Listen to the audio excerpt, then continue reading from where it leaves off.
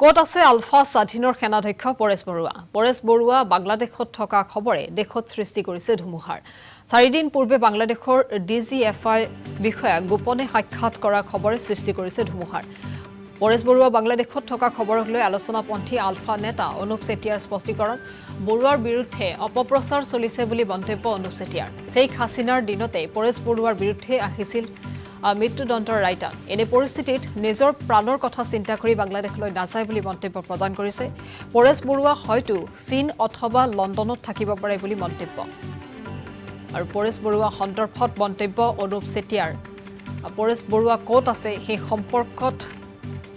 স্পষ্ট নহয় পৰেশ বৰুৱা বাংলাদেশত থকা খবৰে দেশত ধুমুহাৰ সৃষ্টি কৰিছে 4 দিন পূৰ্বে বাংলাদেশৰ ডিজিএফআই বিষয়ক গোপনে সাক্ষাৎ কৰা খবৰে সৃষ্টি কৰিছে ধুমুহাৰ পৰেশ বৰুৱাৰ বাংলাদেশত থকা খবৰক লৈ আলোচনাপন্থী আলফা নেতা অনুপ চেতিয়াই স্পষ্টীকৰণ দিছে বৰুৱাৰ বিৰুদ্ধে অপপ্ৰচাৰ চলিছে বুলি মন্তব্য অনুপ চেতিয়াৰ শেখ হাছিনাৰ দিনতে পৰেশ বৰুৱাৰ বিৰুদ্ধে আহিছিল মৃত্যুদণ্ডৰ ৰায়দান উল্লেখ কৰিছো এনে পৰিস্থিতিত নিজৰ প্ৰাণৰ কথা চিন্তা কৰি বাংলাদেশলৈ নাযায় বুলি মন্তব্য প্ৰদান কৰিছে অনুপ চেতিয়াই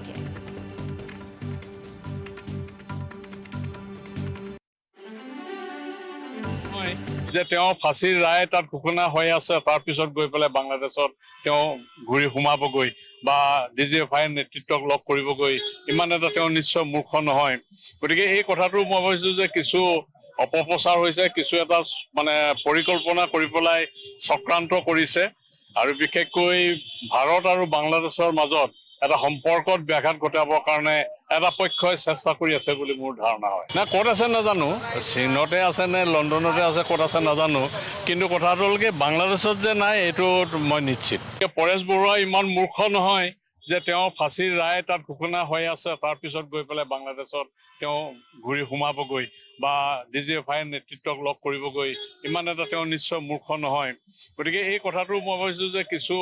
অপপ্ৰচাৰ হৈছে কিছু এটা মানে পৰিকল্পনা কৰি পেলাই চক্ৰান্ত কৰিছে আৰু বিশেষকৈ ভাৰত আৰু বাংলাদেশৰ মাজত এটা সম্পৰ্কত ব্যাঘাত ঘটাবৰ কাৰণে এটা পক্ষই চেষ্টা কৰি আছে বুলি মোৰ ধাৰণা হয় না ক'ত আছে নাজানো চীনতে আছে নে লণ্ডনতে আছে ক'ত আছে নাজানো কিন্তু কথাটো হ'ল কি বাংলাদেশত যে নাই এইটো মই নিশ্চিত পৰেশ বৰুৱা ইমান মূৰ্খ নহয় যে তেওঁ ফাঁসিৰ ৰায় তাত ঘোষণা হৈ আছে তাৰ পিছত গৈ পেলাই বাংলাদেশত তেওঁ ঘূৰি সোমাবগৈ বা ডিজিএফআই নেতৃত্বক লগ কৰিবগৈ ইমান এটা তেওঁ আসাম টক্স আপোচবিহীন অসম কণ্ঠ